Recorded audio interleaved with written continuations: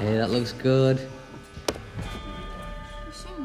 So today we are going to be investigating the movement of particles. This is our cloud chamber. This is a cloud chamber diagram.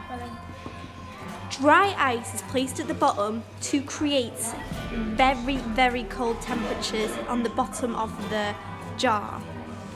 You have to put a liner in the middle to keep it moist with super saturated alcohol vapor.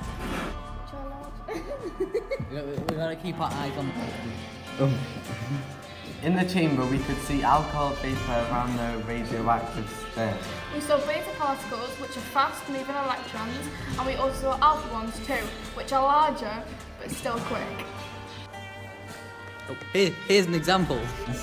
Oh, look at all these little guys.